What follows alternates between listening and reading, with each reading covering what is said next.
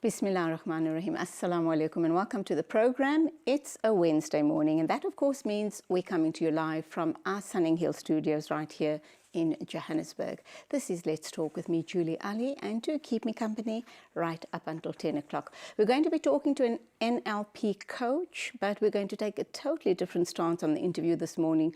We're going to talk about life after grief, and she's the amazing Shaista Ismail Token.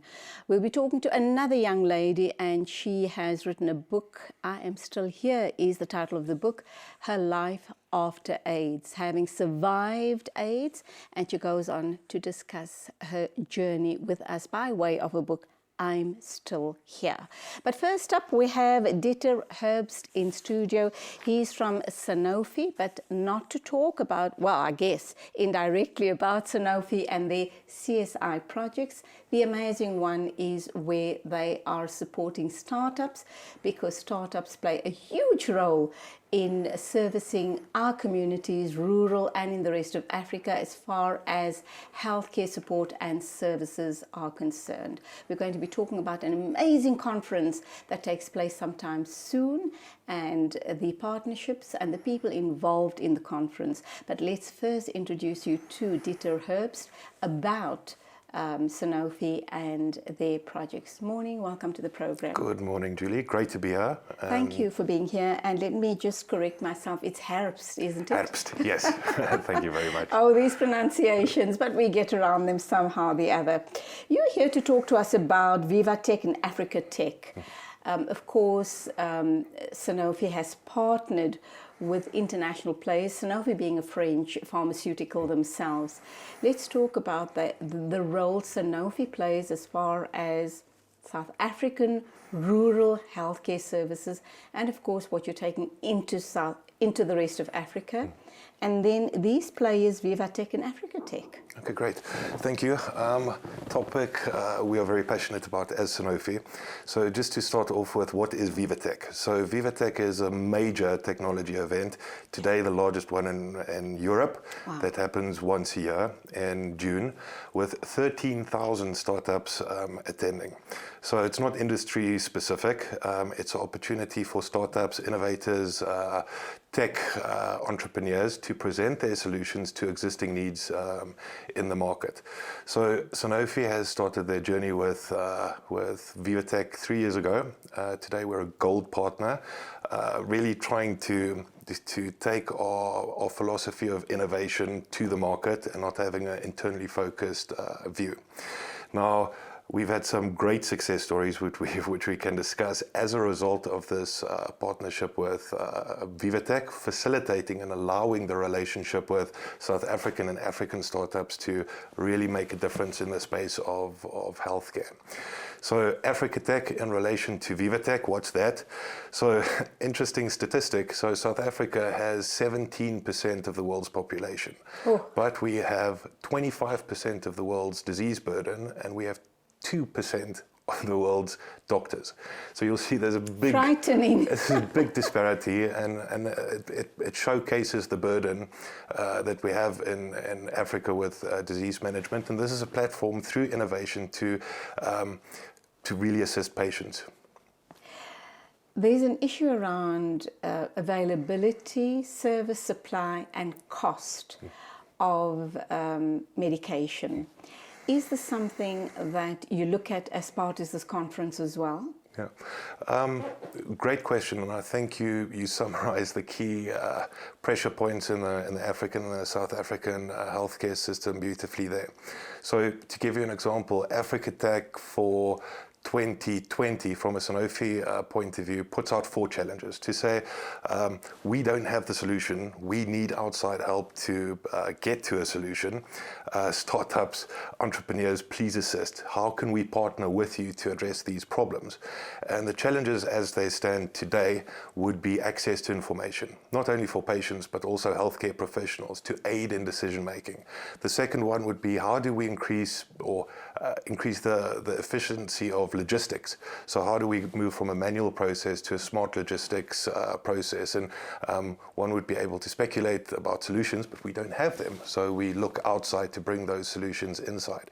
The third one would be is there are finances available and there are investors on standby to aid this, but how do we facilitate that relationship between problem, entrepreneur, government need, or public-private partnerships, and how do we streamline that process? So that would be the third challenge. And the fourth one, which is a massive one, is how do we improve through innovation neonatal and maternal care on the continent, which is quite ambitious. So we're really hoping for some solutions. Let's park that one. That's a very important issue that we need to touch on, maybe unpack it a little more. But you talk about startups and you talk about entrepreneurs, the frustration they experience again, and you're saying that there are funds available, but the red tape involved in accessing those funds, and who are these entrepreneurs and startups that you're referring to? We're live on TV right now, and people are looking for opportunities. Talk to us about the type of people that you tap into these opportunities. Yeah, so I think there's been a shift in the French view on innovation, the pharmaceutical view on innovation, and then just the global view on innovation. How do we use big data, artificial intelligence, innovative, agile solutions to address these needs, and who sits behind them? So what we try to do, and I think what the world is trying to do, is to create an ecosystem that allows for that partnership to exist. Because as you say, you've got the entrepreneur with a great idea. How do you enter corporate, and how do you pitch your idea?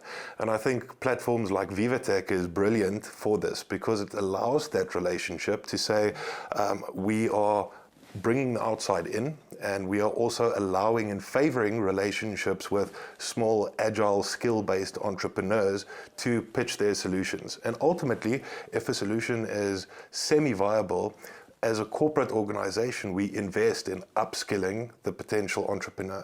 How do you build a business case? How do you cross the bridge of compliance issues or ethics and business integrity issues, legal matters, and so forth?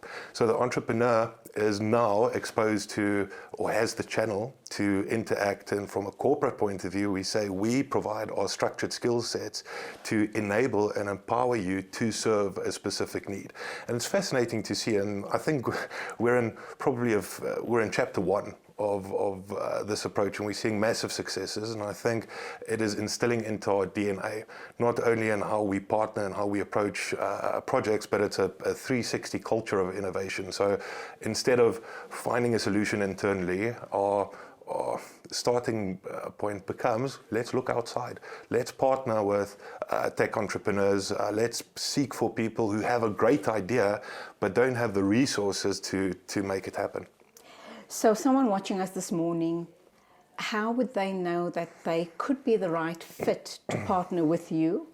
And how do they then apply to become part or to attend this conference? What would the criteria be? I think let's not be restrictive. So step 1 would be, I have an idea. I have maybe infrastructure or no infrastructure. It's an idea that has just been born, or I've tested it along the line. So if you see a specific need or a solution to a need in your world that you believe you have the thinking, you have the skills, the experience, the innovative brain to address those problems, enter the Sanofi competition. There's no risk in doing so, and we will reach out to you and give you feedback and aid you in making your proposal more robust, especially if you're one of the winners of one of the challenges. So what do I do as an entrepreneur today? So I'm not going to give you a website. I'm not going to refer you somewhere else. Use a search engine and just say Sanofi VivaTech, and you'll come across the Africa challenges and the exact steps to follow. Strict criteria would be in place here, I should imagine, because you want to get the right type of people on board. So who should not even bother entering? Yeah, so If it is something that you are passionate about, and if it is something that is not a idea that is one of 15 ideas, and you really believe you can have an impact on the patient, and you can have an impact on the disease burden, or you can make a real difference, and there's a component of passion, enter. And I would say that is as restrictive as the criteria would be. Mm-hmm. In terms of, so they enter, they go to your website, they enter, and in terms of perhaps an outlay of resources on their part, is there any such requirements, okay, so, monetary and otherwise? So no.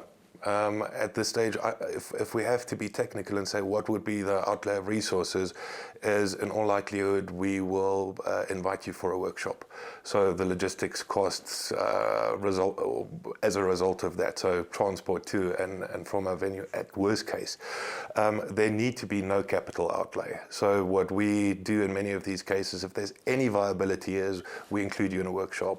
We try to assist you to define the next steps that will enable your solution to grow legs. And if it's a unique enough solution, we will make available investment, or we will introduce you to a network of skilled peers that may assist you. Or in many cases, what we see is we have two startups or two entrepreneurs that merge because their two ideas together is really, really strong, and they take it from there. Okay, let's go for an ad break. And when we get back, we're going to talk about people that can apply to attend the conference. Would it be at their own cost or not? And let's talk about some of your previous success stories. Great, thank you. We're talking Africa, Viva Tech and Africa Tech. Please stay tuned. Stay tuned. If you believe you have what it takes, who knows, this might just be the gateway for your future success.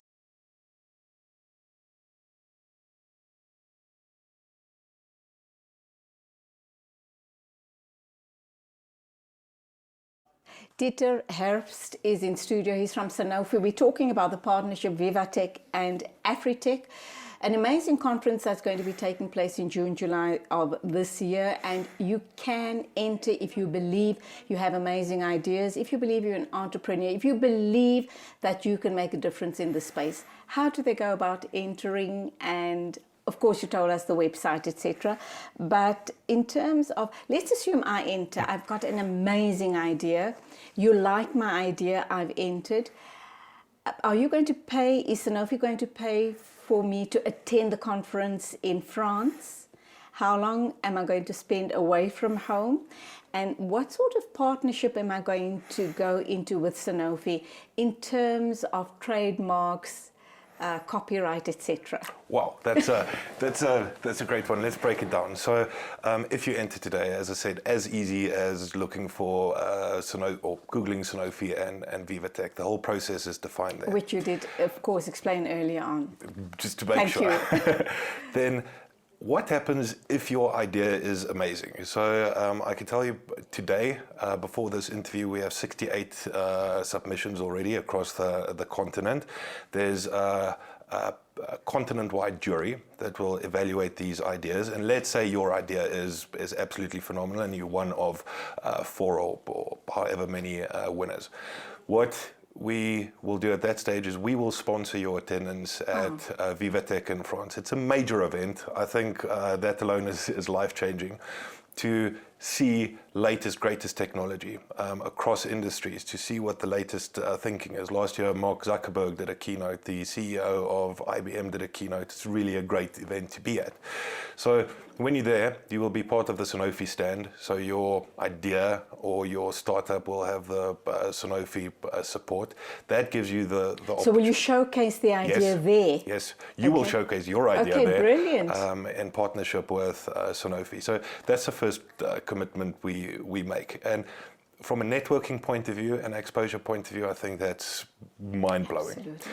The second thing that we say is we start a dialogue between you and key strategic resources in Sanofi. And when I say this, it is very senior individuals to assist and support your idea and see how can we partner, either by providing skills, either by providing resources, or finding a mutual partnership to bring your idea to life. That, however, is not a commitment. We're not going to say we will find a way to do so, but we will create the environment for you to flourish in and provide you skills and insights that may not be readily available to you.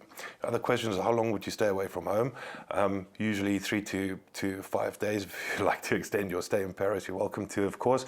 But it is an impact of about 3 or 5 days that is jam-packed, and it feels like probably So it's 5 a day. days of continuous attendance at the conference, showcasing your ideas and learning from what you see that's being showcased. And it's attending keynotes from industry leaders. You have the opportunity to meet leaders in their thought fields or in their knowledge work that wouldn't necessarily... So brilliant networking opportunities.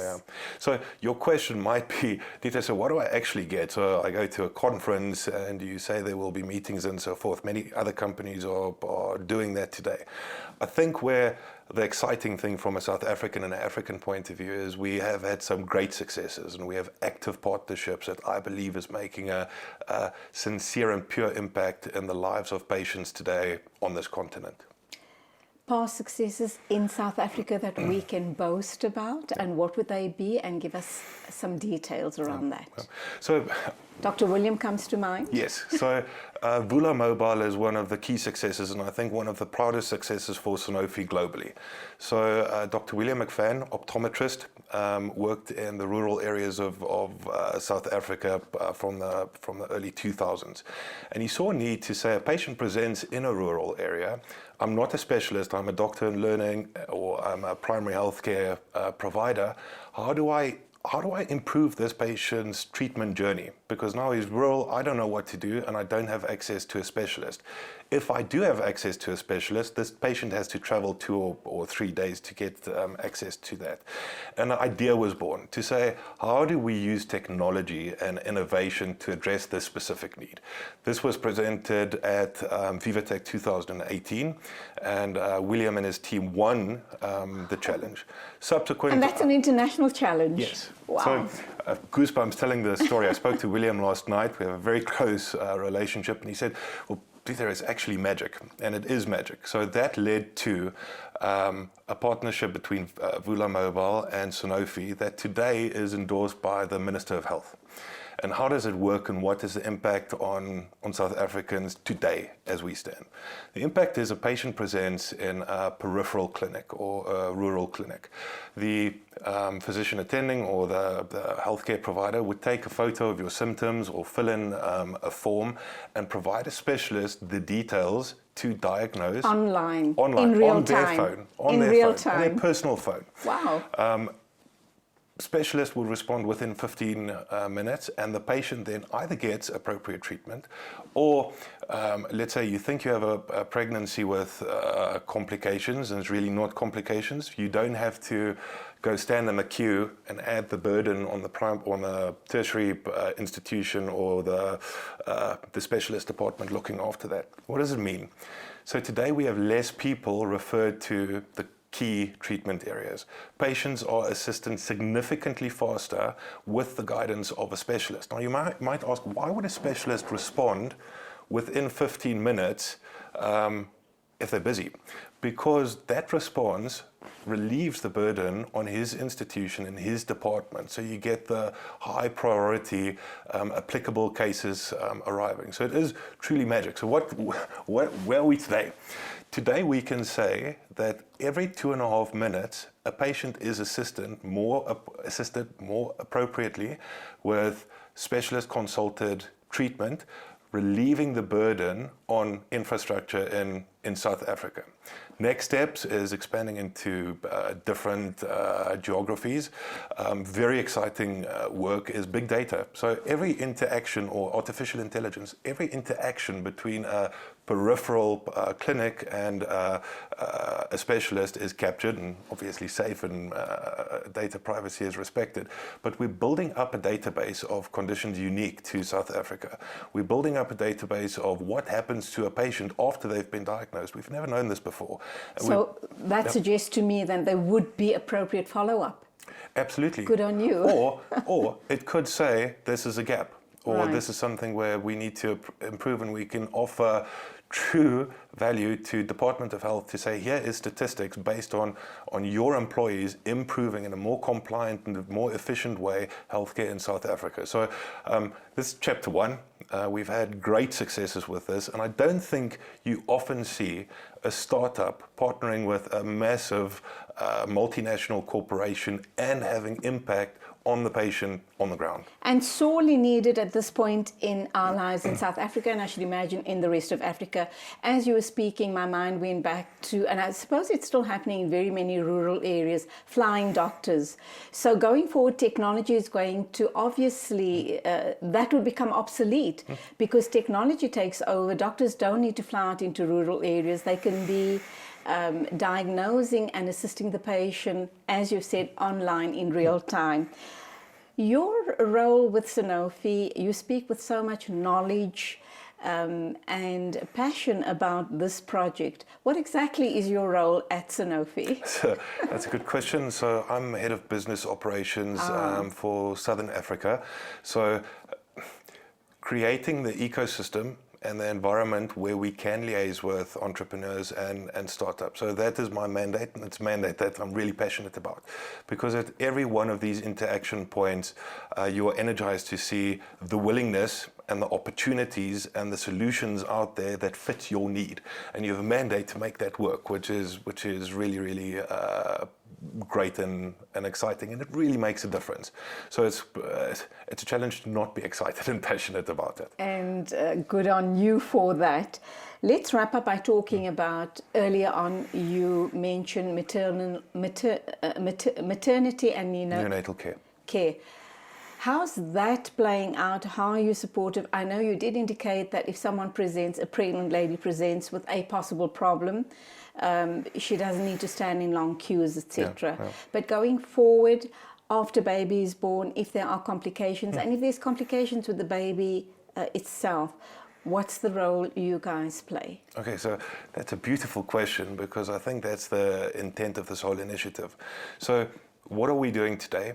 So with using, for example, Vula, a pregnant lady that can be managed rurally or don't need referral or need urgent referral, that gap is something that Vula Mobile would address, giving the specialist institutions or hubs the capacity to really deal with complexities and so forth.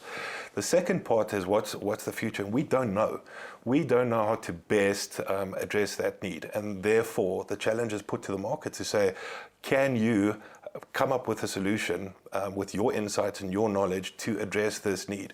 Our role at this stage is to say we need help, and we're willing to partner and support a solution to address this key and critical topic. We've come to the end of the interview, but is there anything of importance that you'd like to share with our viewers this morning about Sanofi and very especially about this upcoming conference, a very important event, I think, on the medical calendar and technology calendar globally? Yeah. I think we have preconceived ideas, which is based on heritage and history. And the idea there is that a startup or an entrepreneur cannot approach a corporate.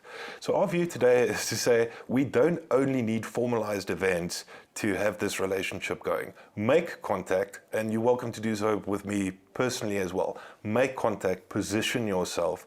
Let's foster a relationship, and let's see how we can partner to address a need that has major impact on South Africa, Africa patients, and the world potentially. So it's a acceptance of there's an ecosystem and a methodology to now have access to corporate support. Your relationship with a corporate institution eases your relationship with... I just have to get this final question in. It's backtracking a bit, but in terms of copyright, so I'm a small startup, I join up with Sanofi. How am I protected in terms of future growth as far as my idea is concerned? And revenues, that's the bottom line, is it not? That's absolutely great. So our first step is when we engage in a relationship is to sign an NDA. So it's a mutual non-disclosure arrangement, and we will thus cannot use your idea or expose it to other entities. So that's critical as well. We do not intend to marry you. We intend to create your network and to partner with you and to grow your idea with you, not to necessarily share or take it over. And I think NDA in that case it gives that trust. Wonderful talking to you. Thank you indeed. So encouraged to hear that large pharmaceuticals and large corporates are making their mark and doing their bit in promoting young South Africans who have talent and just don't know where to go to. So good on you guys. Lots of success for the conference. I presume you will be attending. I will be there. Great. Good on you. Thank you indeed for being with us. That was Dieter Herbst from Sanofi talking about VivaTech and Africatech. If you believe you've got what it takes, please visit their website and perhaps, who knows, you might be the next winner. You have to obviously fill out the questionnaire, etc. And who knows, you might be on a winning streak. Don't go away. We're still going to be talking to an author and later on to an NLP super coach.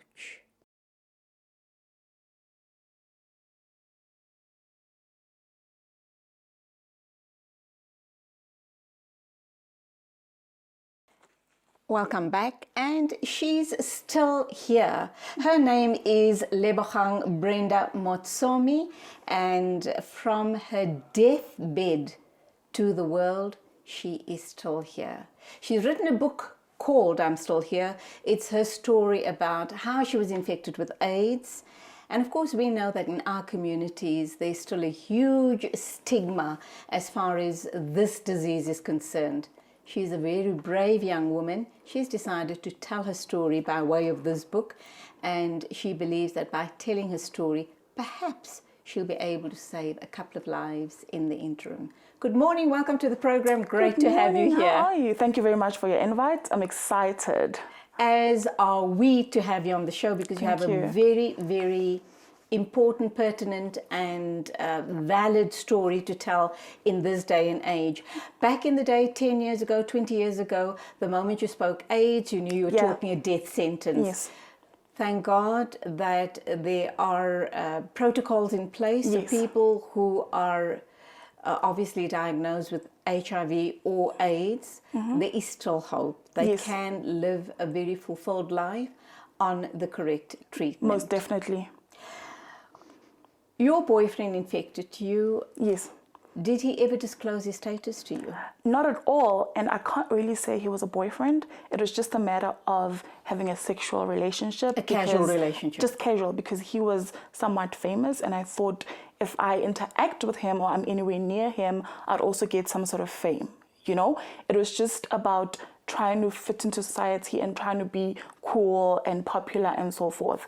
So he did not disclose at all until they wrote an article about him, because he was very ill now. He had full-blown AIDS. And he called me and he's like, please buy the paper. I did buy the paper, Sunday paper, and it said there, so-and-so dying from AIDS. And that is how he disclosed.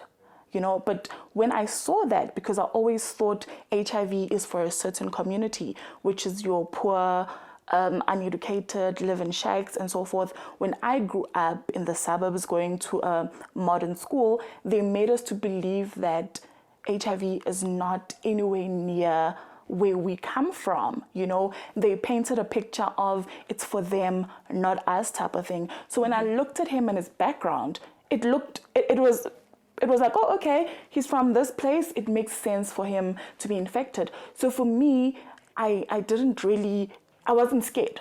I thought I'm immune to the virus. I thought I was superior to the virus. So it never, he didn't disclose. He went around spreading the virus because he believed if he spreads it, then it will be lesser on his body or something like that, which people still do to date, you know? Sadly, there's also a myth in the townships that if you sleep with a virgin, if you are HIV positive, that you will be cured of your disease. Most definitely. It still happens. It still happens. And I know there's been lots and lots of promotions and lots of awareness around that issue. And despite all of that, this still is an ongoing issue in rural areas and in townships. It's never going to stop. Why do I say that? HIV is more of a societal issue than it is of a medical issue. So now what we should be doing is influencing behavior change, not only just pushing treatment and positive living. That is important, right? But we need to influence how our communities think. We need to influence what they believe HIV is, because people still believe it's a death sentence. People still believe when you're living with HIV, you are not supposed to be anywhere near them. And that is why the myths like sleeping with virgins still exist. You know, we need to reach the areas that are hard to reach, right? How were you marginalized when you made your status public in terms of the general community? So I think I was very fortunate and lucky enough that I didn't come from a location where people could point me and talk about me. I grew up in Parktown, and it's just sort of like apartments. Everybody kind of minds their own business. But even though the security guards and some people who knew me saw what's happening, and of course they would, every time I'd go to the hospital, because I was sick for a very long time, and I'd be in and out of hospitals, and I had lost so much weight. And of course, they kind of put two and two together. You know what I'm saying? They put two and two together. But I never really experienced discrimination. I would be lying because... And your immediate family, your parents, your siblings, My mom, because she knew about the certain relationship, I think she had kind of opened herself to anything, right? And fortunately, when I was in primary school, my mom looked after someone who had full-blown AIDS. Like, she would bath the person, she would, you know, do a lot. And I kind of feel the universe was preparing her for her own daughter, you know? She welcomed me and she's like, there's treatment, you can definitely live. And my sisters asked no questions. Nobody kind of told me, yes, because of the life you lived, you know what, you deserve to have it. The only places where I find I'm discriminated or I'm stigmatized is in relationships, you know, but community, friends. Well, there was one friend of mine who, when we had an argument, she was like, yeah, you're gonna die. So that's when I kind of noticed, okay, she's not comfortable with me being around her because she just definitely stigmatized me. But in any other way, I would really be lying. I was never marginalized. Unless people are doing it in secret. Fine, on Facebook, you'd find people who send messages, but it's not overwhelming. It does not make me sit and think, oh my God, you know? How did your life then progress, or did it come to a standstill at that point in time? Because somewhere along the line, you also attempted a backstreet abortion. Yes. Was it a pregnancy through this partner of yours that died of AIDS? No, the first one, it wasn't him. But the second one, it was him. And when I told him that I was pregnant, he was like, no, it's not my child, remove it, and so forth. Is that right? when you went for the backstreet abortion? Yes. But it was a failed abortion? No. That failed one was different. So this was the second one. You're being very candid about your life. You talk about having been in a relationship, an opportunistic one on your part, in fact on both your parts. Yes. He was getting free sex, you were going into that relationship because you wanted the fame and fortune. Yeah. In the process, obviously, you then, you didn't know at the time, but you were infected as well. Yes. You then fell pregnant. He denied paternity. What happened to that pregnancy? So he denied paternity, and because of the first experience I had of the failed termination, I thought I'm going to do the same. If you buy a paper, there's literally 20,000 adverts that say we do so and so, we do so and so. And I found one advert. It was somewhere in town, Joburg CBD, and I went there. It's a clinic, right? But it's one of those backdoor kind of clinics, clinics, backstreet clinics, but there are clinics when you walk in. I went there and they told me I needed an amount of money, and I raised that money, and I was already... Just as a matter of interest, what was the amount of money and how safe was that procedure?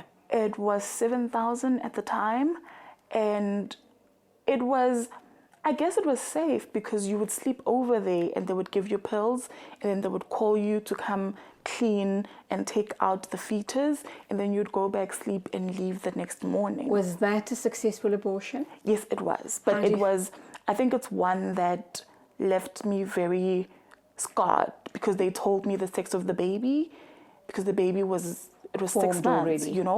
And I think I was so scarred. But then as much as I was scarred, it kind of also it felt like it's freedom, There's nothing in my tummy. I can still go on and be with my friends and so forth. So people watching us this morning probably are maybe judging you, thinking, of course they are. She's so selfish. Of course they are. She has this risky sex life. Mm-hmm. She sleeps around. Yeah. She falls pregnant. And how dare she even goes and has an abortion? Yeah. And in a lot of communities and in lots of religions, abortions are absolutely, it's viewed as a sin. It's viewed as a sin, yeah. And I'm not being judgmental. Not a problem. It's your life. You're going to answer to the course. Almighty. But this is how people view you. Lots of people would view you this way. And you still carry on, pick up the pieces and carry on with your life. And the reason I talk about my terminations, it's because it happens. It happens in every culture.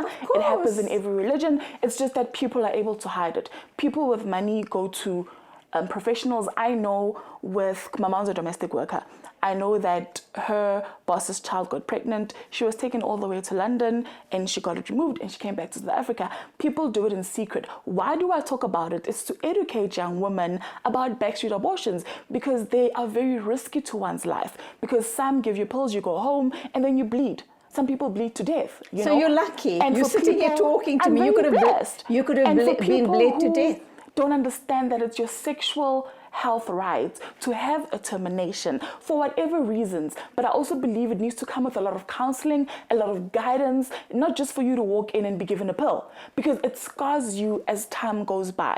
So for regrets later on in life. Let's go for an ad break. We're going to come back, but all of that is in the book, is it not? Everything is in there. Brilliant. I'm still here, she says. She talks about her life very candidly. Judge her if you will, but she believes she has a very strong message to share. So stay with us.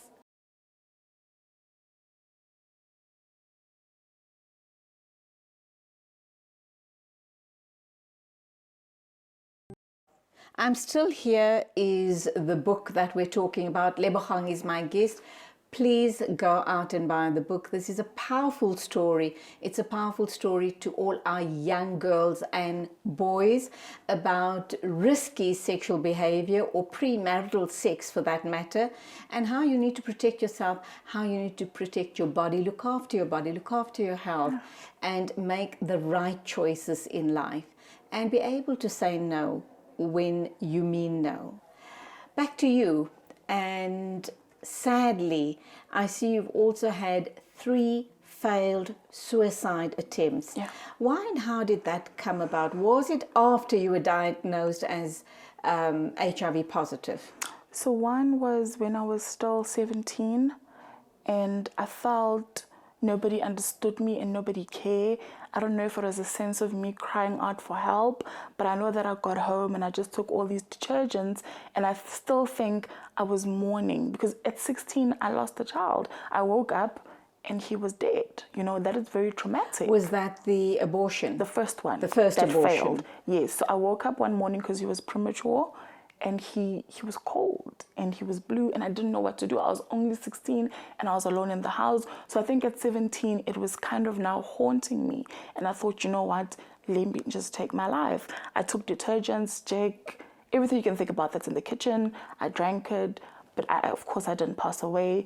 But they found me in the bathroom and I had foam. I had left a letter on top of the table. Luckily, my sister came back from work. They found me there and rushed me to hospital and they drained everything out. And I went for counseling sessions and so forth. But I feel like when you don't deal with the pain personally, you can go to so many counseling sessions, but if you don't talk to yourself and forgive yourself, it's not gonna work in any way, you know? So this urge inside and this emptiness continued. Even though I would have friends, I lived a life, when I get back home, I would still feel empty. I would not be fulfilled. Is the emptiness a direct result of the abortion? Yeah. Okay. You subsequently also, your womb has been removed. Yes. So that's like a total hysterectomy, which Yeah. also means that you can't have children in the future. Not at all. We'll get to that in a minute or two, but there were 2 subsequent Yes. failed suicide attempts. How old were you then? And I know it's all in the book. And So, what drove you to that? I was 17, and that's what happened. And when I was pregnant with my current daughter, because the father just didn't care. She's 10 years old She's now. 10. So I was like, you know what? I'm going to take pills. But I took vitamin B pills. So obviously it didn't work, you know. Who told you to take vitamin B? I just always see people on TV drinking tablets. So I had those tablets and I thought I'm going to take the whole packet. Clearly I gave myself a lot of vitamins, you know, because nothing happened. I just had a stomach cramp, but nothing happened. Like And a very healthy baby thereafter, I should imagine. Very, very healthy baby, you know. And the third one was recently in 2017, I was in a very abusive relationship and I was not able to leave, you know, because when you feel you've got it all, you know, when you feel I'm in the public space, I have a partner, I work, I'm living this kind of perfect fairy tale, but when I go back home, it wasn't perfect, you know. Was it pre or post writing the book? It was literally a year before writing the book, Okay. right? So we broke up and I started having depression, and that's how my bipolar was kind of discovered by the doctors. And somewhere along there, I was like, you know what, I'm going to slit my wrists. But of course, it didn't happen. And I was at Vista Clinic, so I was really under supervision. And I went through a lot of counseling. I stayed there for 21 days, you know. And then they made me understand that it's not worth it, you know. You need to let go, forgive, and move on. Because in life, you'll always be faced with challenges. And people come for a reason, season, or for a lesson, you know. And it's things that I started accepting, that not everyone who comes into my life will stay. I love that. A reason, a season, or a lesson. I'm going to hold on to that. Yeah. But also, obviously, the reason being that third suicide attempt also made you and the medical professionals realize that you're presenting with bipolar as well. Yes. I presume you're on treatment? Yes, I am on treatment treatment for that? Yes, I am. Mm-hmm. Was that a shocker to you as well? It was a huge shock. I never imagined myself with a mental health problem, because it's also taboo, you know. So the depression, the abortion, the abusive relationship, and now being diagnosed as being bipolar. Did you feel a failure? I felt a huge failure, you know. When I was in that hospital, I never imagined myself with all of this depression, bipolar. I didn't even know what it meant at the time. As much as I've been working in the health sector through organizations, it's always been we talk about it, but you never know it's going to hit you one day. So when I was there for 21 days, it took me about a week to understand what is happening, right?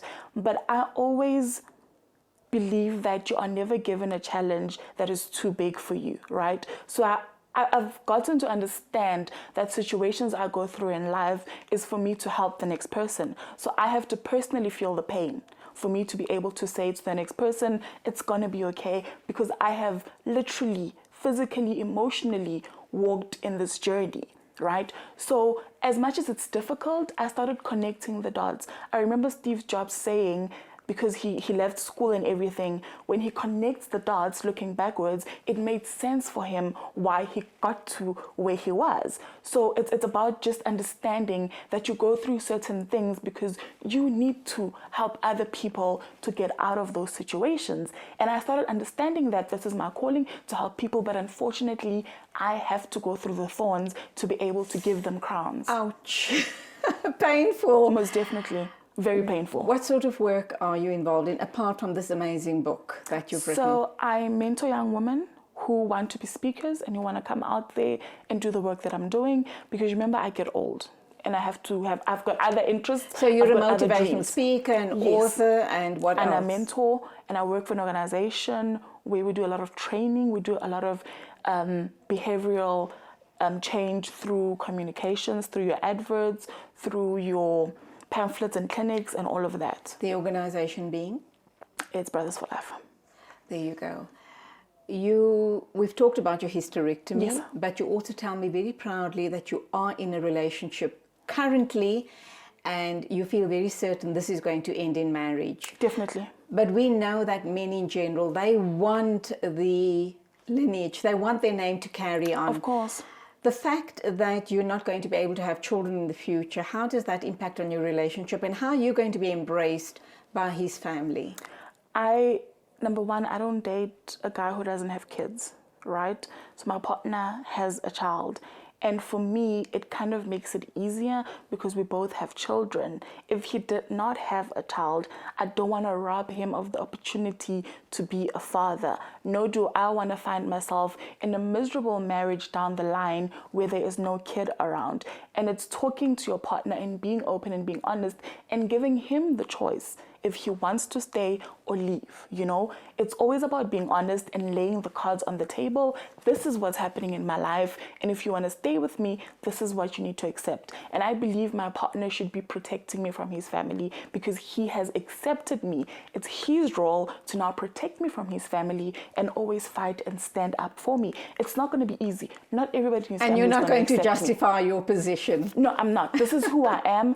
Take me or leave me, you know? And I've seen a lot of marriages where partners stand up for their better halves. And I guess it happens everywhere, you know what I'm saying? And not everybody's gonna like me, and I've accepted that because you know the dynamics and everything else that happens. 2 minutes to wrap up time. The fact that you've had a hysterectomy, do you have regrets around that because of the failed and successful abortions that you've had? Do you believe that you are directly responsible and perhaps you're being punished? I don't know. Or, you know, it's the universe's way of, you know, taking away from you what perhaps you were rejecting in the first place. There's a chapter there that says less of a woman. And I genuinely feel I'm less of a woman. And I also do state in the book that I know, as much as doctors won't say it, I personally know that me losing my uterus was definitely connected to the abortions, you know? It's one thing that I'm still struggling to accept because I'm now older, to accept the fact that I can no longer bear kids. But I look at my daughter, her name is Blessing, and I'm like, you know what? I still have a child and I should give full attention to her growth and support her and love her as a mother. And she is a blessing, is she not? Most definitely she is.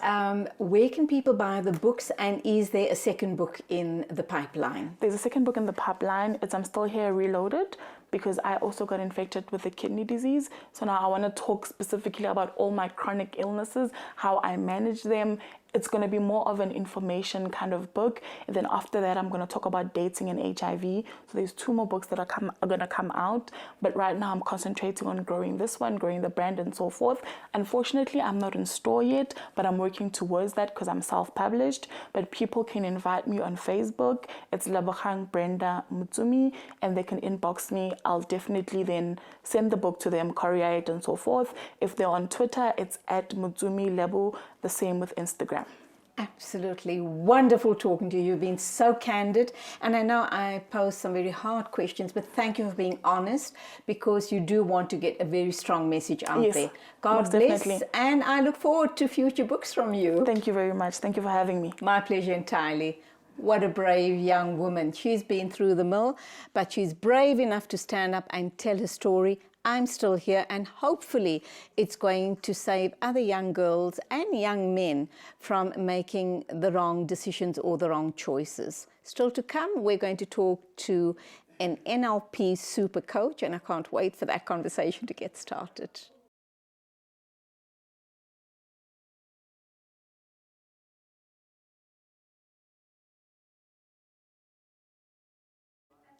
Welcome back. We're going to be talking to another amazing young woman. She is a an accredited NLP transformational coach. She studied under one of the greats, Khalid Jassat, who's been on the show a couple of times. Always a pleasure talking to him. And he says this young woman is absolutely awesome. I have no doubt about that. But she's going to talk about coaching, how it has helped her, coaching via the NLP route, how it saved her literally from a very deep, dark hole of grief. And she wants to share her story because she believes that lots of people find themselves in the situation and then just give up. But she also believes that if you take control, if you believe in yourself, if you believe in the power of Almighty Allah subhanahu wa ta'ala, you will and you can come through any dark situation in your life. Shaista Ismail Token is my guest, and let's get talking. Assalamu alaikum, welcome to the program. Wa alaikum salam wa rahmatullahi wa barakatuh. Nice to finally meet you. Thank you indeed, and I truly am so pleased that you're here to share your story, because death is obviously an inevitable part of all of our journeys. Some of us will depart sooner than others, but when a loved one leaves too soon, it's something that takes way too long to get over, or too suddenly, or even in their old age, when we lose a loved one in their, when they're old, and we kind of feel perhaps it was time for them to go, they've lived a good life, it still leaves a big hole in our lives. So you as a family, and you particularly, lost a very young sibling, and that truly placed you in a very dark hole. Tell us what happened. Yes, so that particular incident where my brother at the age of 19 had passed had changed and transformed my way of living and my life dramatically. So as you said, grief is inevitable. However, knowing that it's still difficult to navigate in our lives, be it the loss of a loved one, an end of a marriage, all of us as individuals go through this grief and the sorrow and heartache, and at times we feel helpless. Now for me, the change and the shift in the way I led my life was when this tragedy had happened. You are constantly living in the self-serving bubble, and you are performing the functions of life almost robotically, not understanding what your true purpose is and your true calling may be. And when that incident had happened, I had to introspect and really look at how I was living my life and conducting myself. And when that moment of tragedy happened and I felt helpless, that's actually when I took the decision to come out of it and start learning how to heal myself. And through these methods and techniques, it led me along the path of finding out what NLP and transformational coaching was, and I studied it, and then I started practicing it, and I found that that was the greatest part of my healing process, was the ability to help and heal others. And through this journey of healing, I actually realized that every single day it's a conscious decision that we have to make, the willingness to actually heal and move forward. To be in gratitude, isn't it? Yes. So what were you doing prior to starting your NLP journey? So I've been an educator for 15 years. I was an auditor prior to that. Okay, you look 15 years old, so I'm wondering where, how you marry all of that together. Exactly. I think it's just the makeup. So I was constantly studying and constantly career-orientated, life-orientated, not understanding the difference between wealth and abundance at that point, because this drive and this focus was clearly to live the best life in terms of tangible material things. However, have the best of everything. And you don't realize your mortality at that time because you're so focused and driven, and that's my type A personality. And when tragedy strikes, which you don't think it will ever, you take a sort of reflection and you say, what am I living for? What is my legacy? And that's when I started to realize your legacy is, and from my brother's death, everyone spoke about what feelings that he left behind with them, how kind he was, what he did, what he said, his actions. and not really what he was doing with his life, what he left behind in terms of materialism for anybody or those type of gestures. And then I started to say, well, the legacy I would like to leave is service to the community with this abundance, knowledge and skill set that I've now developed, because I've always been ability and skill driven, but never helping others in that process of it. And I heard something wonderful the other day. It was, if you have a bitter drink and you add sugar to it, the entire drink becomes sweet. If you have a cold bath and you add hot water to it, the bath becomes warm. If you have a sad, unhappy person, and you tell the person, add gratitude to your life, the healing begins. So obviously stepping out of yourself and saying, this is what I currently feel, and understanding that happiness and sadness coexist. So in a moment where you are happy and grateful, you can also be sad, reliving and recalling an event, because it doesn't leave us, but it doesn't mean our grief is still with us. It means our healing is still in process. So it's important for us to realize that we are still healing and learning through these events. I think underpinning all of this is the issue around gratitude. So you lose a loved one, there's a huge hole in your heart. There's this emptiness that you believe is never ever going to go away, this void. And you need to hold on to something to take the pain away. When did you realize you needed the pain to be taken away? You need something to hold on to. How long after the passing of your brother did you then find NLP, and how did that healing start? So I was sitting in a room a week after he had passed, and I was actually just looking around at his books and his... In disbelief, I should Right. imagine. It's because he was so young. It was almost like the process I went to was anger. You have older people, sickly people who are waiting to be relieved of their conditions. And here you have a healthy, bubbly, ambitious who wanted to be Harvey Specter. You have this type of character that passes away very suddenly, very fatally. And then I actually said to myself, well, if I'm going to hold on to my anger, I'm going to question a lot of my faith. And then I started to actually Google the types of stages of grief. And I had to be strong as the eldest sibling because I have a younger sister as well. And then I had parents who, my mom's quite strong, but my dad, who had internalized the entire passing of my brother and who constantly was crying about it. So I felt, okay, I'm strong enough. And having 4 sons of my own, I think trying to just be that pillar of strength for everybody. I realized that there is a process of grieving. And some of us that react in anger said, well, how could this happen? And then others would react in depression. Why did this happen? And then there would be denial. Did this really happen? So all these types of stages things. of grief. So that's when the NLP is when you start understanding the way you think and the way you behave and the way you communicate. Those were the 3 conditions that actually drew me to NLP, and why I particularly chose that type of, is because I've always thought with my left analytical brain that I need to analyze and understand scientifically. And if I had done a healing course, I may have just healed myself, but not understood the process in order to help others. So that actually drew me to the NLP, is until I removed from my chest what I was feeling, I think I wouldn't be able to breathe. So a week after you were busy introspecting in your brother's room, and you needed to understand your grief, and you needed to understand and undergo some process to deal with your grief. How long after that did you embrace NLP, and how long did the process take? And for the benefit of the viewers, we know when we say NLP, we're talking neuro-linguistic programming. Just explain that to us as well.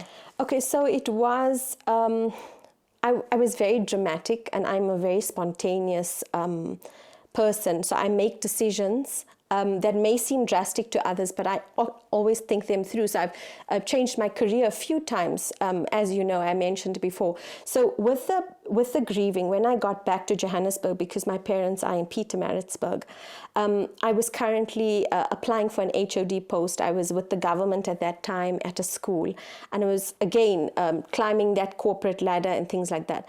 And I had resigned in a span of a week when I went back to the school, and I saw that robotic nature of living and that dragging myself to work under the conditions of being admin driven and pen pushing, I resigned and actually stayed at home for 6 months to grieve, to evaluate my lifestyle, to try and focus now on the needs of the hereafter. And NLP came to me only 18 months after that. Oh, okay. Yes, so it was a fairly new process to me because I was still trying to heal myself. So in all of that time, you still had this deep, dark hole within you. You must understand, I think people try to cope by themselves, and this is why a lot of us don't go to therapists immediately or coaches, apart from the financial aspects and the drainage. But we try to think that we are strong enough to deal. And empathy is not realistic, and it's very rare because not anyone who hasn't gone through the same thing can actually help you. And that's why coaching came into my life, is because my husband hadn't lost a sibling or anyone as close to him, so he couldn't empathize. And then my parents were in their own grief. They couldn't console me. So for me, I needed an external person to actually help me. And that's when I actually met Khalid by chance at the school. And he was giving this random talk. And I said, look, I think you've got the personality that I'm attracted to. And obviously we meet people who resonate with us. And what he was projecting actually appealed to me. So I ended up doing the NLP and studying it. And being this person that has always been intellect driven, I found the need to study the course in detail and be qualified in it. Because unless and until we can have the qualification, we can't counsel because we're not empathetic. Absolutely. Let's go for our first ad break and we'll continue this absolutely amazing discussion. She's just taken my breath away. What can I say? She's amazing, as I've been told prior to the interview. Shaista Ismail Token to talk about NLP, but very especially in her personal case where she lost a brother and she needed to find some way of coping. NLP is the answer for her, and we'll talk some more of how it can be the answer for you as well. Not only in a situation of grief, whatever situation you find yourself in, perhaps this is and will be the answer for you.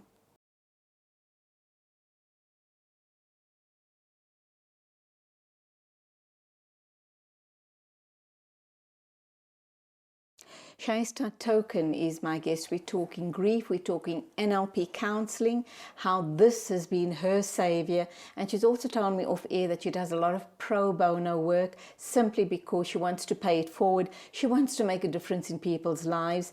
And if they don't have the means to get the necessary support and counseling, then alhamdulillah, just reach out to her and she will assist in any and every possible way she can. Now, Shaista, when we talk about grief, we're not only talking, grief presents itself in many different forms. You could grieve not only someone that passes on. Grief takes on many different forms. Talk to us about it. I'm talking about ending of relationships, losing a job, becoming redundant, losing your home, and so many more instances that you can attach your grief to. So grief is universal. At some point, every human being will pass through the phase of grief in their journey of life. And this is what we talk about as fluctuations, ups and downs, the way we feel. That's what keeps us alive. And this type of grief that we talk about can be as simple as moving far away from your home. It can be the end of a marriage, a betrayal from a friend. It can be the loss of the loved one, but also the loss of a job that you were really attached to or that you were focused on. So grief presents itself in our lives, and then how we deal with it is the process that we discuss. You spoke again off air about you can't move beyond grief if you're not prepared to forgive. Now, a lot of people, it doesn't matter how they've disrupted your life, via betrayal or whatever means they've come into your life, disrupts your life, moves on, lives happily ever after, and you've got to pick up the pieces. And you keep telling yourself, as Muslims, we keep telling ourselves that we forgive, forget, and move on. But it's a very, very difficult process. Talk to us about, because sometimes people are so caught up in their grief that there is so much of anger, it actually becomes rage, and they play these movies in their minds of how they're going to hurt that person. I'm going to hurt that person in the same way they've caused me hurt and grief. How do we go past that very difficult stage? So I think the shift in focus from our grief to moving forward is what we actually have to see as vital to our mental and emotional well-being. Forgiveness is the first start and the journey because it's so closely associated with our own healing. And when we see ourselves as individuals of something larger, we need to realize that we are responsible for our own journey, our own healing. Forgiveness starts with us because what's actually happening is all that negative energy. They say misery loves company. So when you have this negativity and this hatred, all you're doing is putting it out to your surroundings and attracting more of it. So when I say forgiveness starts with you, it means forgive yourself for being victim and get out of the victim mentality. So what do you tell yourself? You actually tell yourself, I forgive you, I'm sorry, I don't have regrets. Or even if you do, work through your regret, move into a situation where you are saying, I'm no longer helpless of the situation. The past is a place of learning and not living. So you need to make your present your place of living. And from that forgiveness, you need to then say, if I turn to my Creator and I ask for forgiveness, what is stopping me as creation from forgiving another member of creation? If I'm hard-hearted, how do I expect mercy to be attracted to me? So that forgiveness will start with yourself as your process and then move on to the others, which is consciously done. If you consciously choose to forgive somebody and saying, I may not forget the incident, but if I start with the forgiveness, I'm starting my healing and my journey of healing. And that's so important because I am not saying forgiveness will condone the behavior. I am not saying forgiveness will make you accept what was done to you or the behavior. You've just said the magical thing there, that forgiveness doesn't condone the behavior. So how do you forgive? And you don't necessarily have to verbalize it to the person.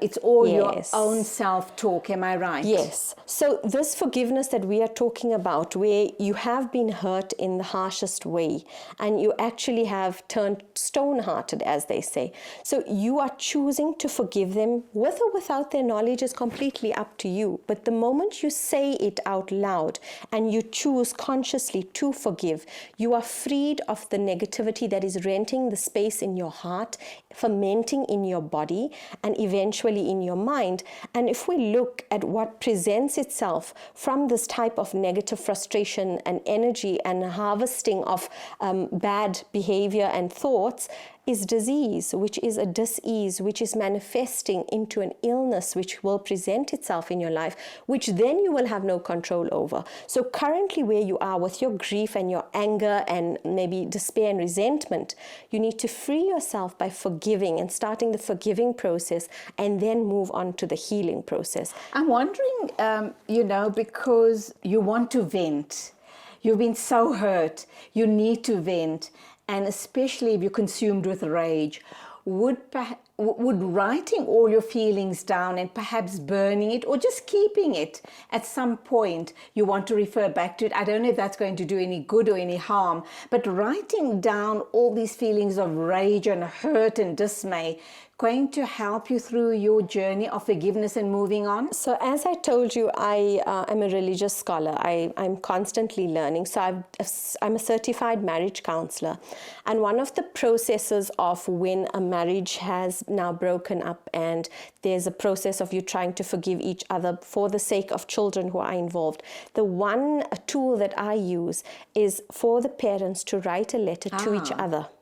When they write to each other, even though they decide at the end, do I give it or not give it, that hurt emotion, those situations, because what happens when two people communicate, it becomes confrontational, argumentative, the next person interjects, so you don't really get your point across or your emotion across. When you write, however, and I'm not talking about journaling, I am talking about specifically addressing the particular individual, writing them a letter of how they have made you feel in a situation, putting it in the envelope. So actually going through the whole process practically and consciously, you're living mindfully about what happened and you're acknowledging that it did happen and how you feel. And then the next step would be communicating through this letter. And it's definitely going to make you feel, it's going to start you on that path of healing. I've forgiven, I'm letting go, and I'm going to dispel you from my mind. I can't allow you to be in my thoughts 24/7. Definitely. I think what we can't control is another person's perspective. So we need to realize we don't have control over their judgment, over their opinion, over their side of the story or a different version from your story about what happened. But when we do write this letter and we express ourselves, the person almost sits back, takes it in and understands it. The process is slower, it takes longer, but it's more effective. Because what I find with speaking it out is sometimes you want to get things off your chest, but then you go off at a tangent. Absolutely. People who still struggle with coping with their grief, coping with their loss, coping with their betrayal, and for months on end just find that they're not making any progress in terms of their own healing. Would going to someone like you and helping them through the NLP process work? Well, as I said, each individual makes specific decisions according to how they want to understand a situation. For me, as I said, we are inundated with an abundance of knowledge surrounding us with the internet and social media and so forth, and attending workshops and things. So I'm a workshop facilitator, and I held a workshop last year on forgiveness and healing. But the type of people that would attend then sometimes at that moment, they would like that type of interaction. Others may then choose private sessions with a coach to go through their process.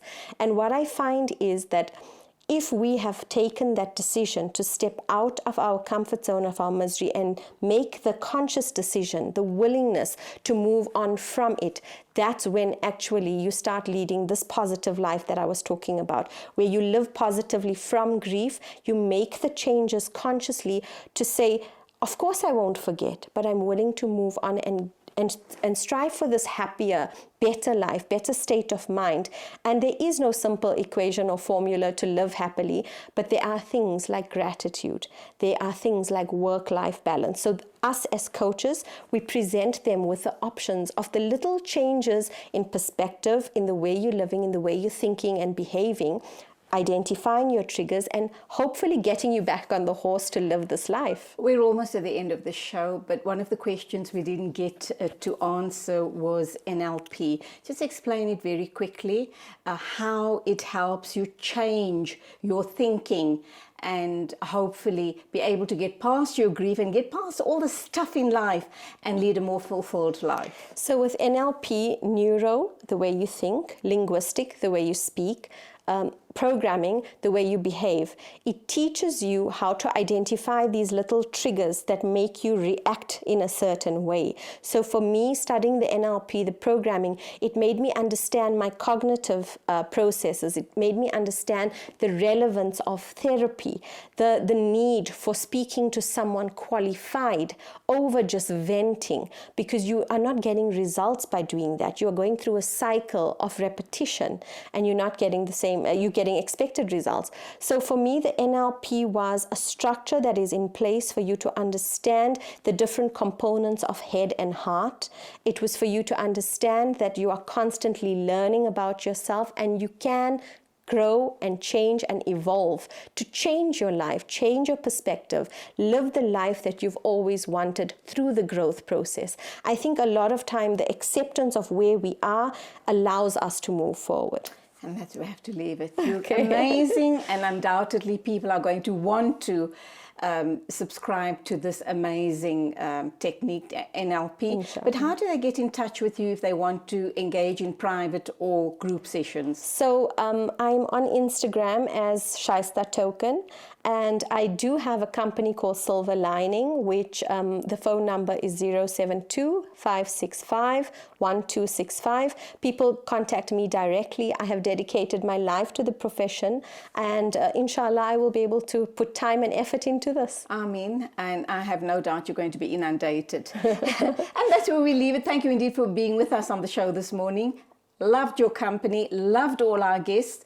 Till the next time, as always, take care on the roads. And it is Khuda Hafiz from me, Julie Alli.